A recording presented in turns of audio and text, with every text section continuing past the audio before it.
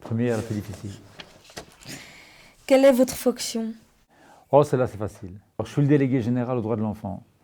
Bon, on peut dire, en France, on dit le défenseur des enfants. Et mon travail, c'est de faire en sorte que les textes qui donnent les droits aux enfants soient bien respectés. Voilà. Et parmi ces textes, il y en a un qui s'appelle la Convention internationale des droits de l'enfant. C'est un texte qui est signé au niveau des Nations Unies et dont la Belgique est signataire.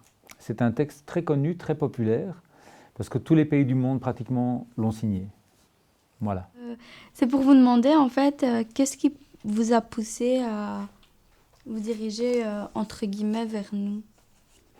Vers vous en particulier, ou vers les jeunes? Vers les jeunes, oui, et si c'était comme ça aussi avant, enfin, si vous vous êtes dit, voilà, quand je vais travailler, ben, je vais défendre les Ah jeunes. oui, je suis tombé dedans quand j'étais petit, moi, c'est comme ça.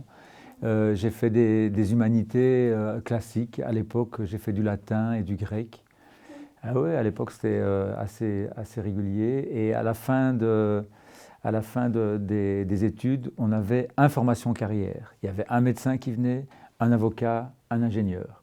Et on pouvait choisir. Et moi, j'ai dit que je voulais être éducateur. Et j'ai travaillé, avant d'être délégué général, j'ai travaillé comme éducateur pendant une trentaine d'années. Et je me suis un peu vite spécialisé dans la prise en charge des adolescents qui avaient des parcours tumultueux. Voilà, c'est plutôt... j'ai fait ça pendant 30 ans. Et puis, je suis devenu délégué général. Alors, je m'intéresse toujours aux questions des adolescents qui vont un peu bien, un peu moins bien, etc. Mais je m'intéresse aussi à la question des enfants dans les crèches, aux questions d'école, aux questions de santé, aux questions de culture, de loisirs, toute une série de droits qui sont garantis pour les enfants. Et donc, oui, j'ai toujours voulu faire ça. Mais je l'ai fait à des niveaux différents. J'ai travaillé comme éducateur et puis j'ai pris de la responsabilité dans des institutions. J'ai créé des projets. Quels sont nos droits? Ah, mon Dieu! Alors, il y a d'abord... les droits des enfants, c'est d'abord les droits de l'homme. Donc, les enfants sont des hommes avec un grand H, mais il y a des droits spécifiques qui sont reconnus aux enfants parce qu'on a considéré à un moment que les enfants devaient être plus que les adultes protégés parce que ils sont à la merci des adultes, etc. Donc, il y a les droits de l'homme plus des droits spécifiques. Et notamment, par exemple, dans la Convention des droits de l'enfant, il y a le droit de vivre en famille, il y a le droit d'avoir accès aux jeux, il y a le droit d'avoir accès à la culture, il y a le droit d'avoir accès à la participation, à l'expression. Il y a des droits spécifiques donc, aux enfants. Donc, par exemple, le droit au jeu, ce n'est pas dans les droits de l'homme. Hein. Pourtant, on sait combien le jeu, c'est important. Et bien, ce droit, il est reconnu dans la fameuse Convention internationale des droits de l'enfant dont je parlais tout à l'heure. Ce texte qui rassemble tous les droits de l'enfant.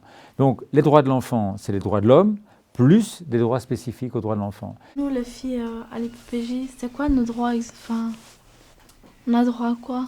Écoute, ça c'est très difficile à dire parce qu'il y a forcément un règlement d'ordre intérieur que vous recevez, à mon avis, quand vous rentrez, qui doit évidemment restreindre, peut-être racrapoter les droits que vous avez à l'extérieur, parce que c'est une organisation particulière. Comme toutes les institutions, ici, elle a un caractère un peu plus fermé que dans d'autres institutions. Donc, mais les droits essentiels, ils sont là, je veux dire, hein, ils doivent être là. Le droit à l'éducation, vous avez une scolarité qui est encouragée ici.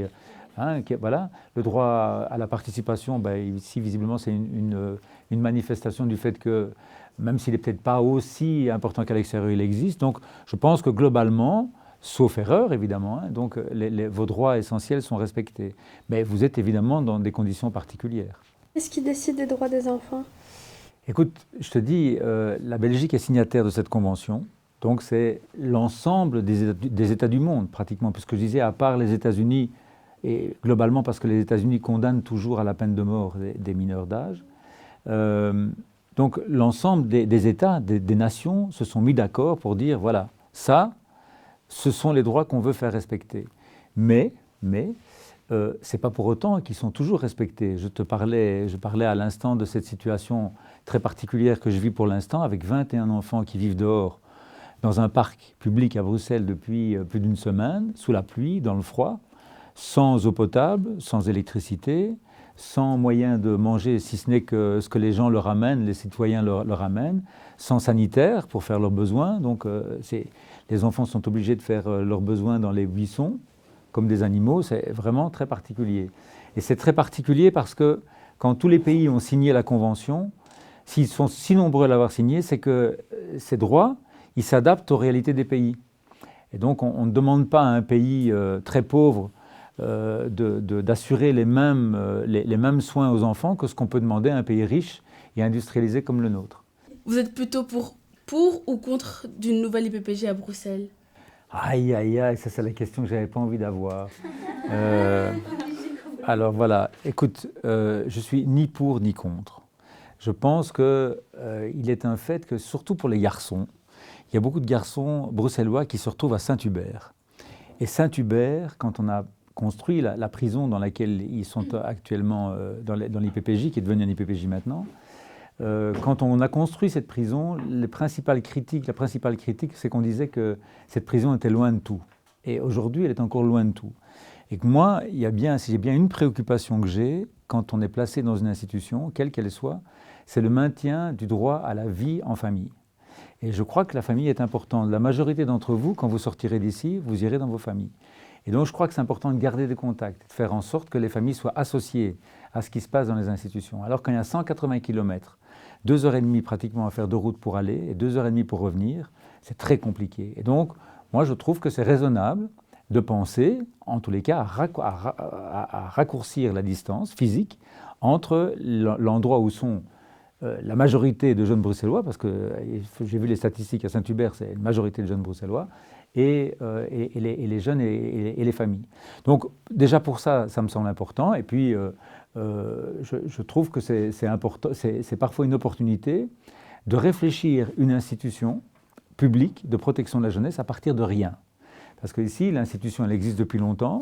Si on veut la changer, s'il y a besoin, j'en sais rien, c'est pas à moi à dire qu'il y a besoin de la changer, mais moi j'ai des idées en tous les cas parfois de choses qui pourraient se faire dans des institutions qu'il est compliqué de mettre dans des institutions qui existent déjà. Donc que ce soit à Bruxelles ou ailleurs, réfléchir une IPPJ à partir de rien, je trouve que c'est un beau challenge.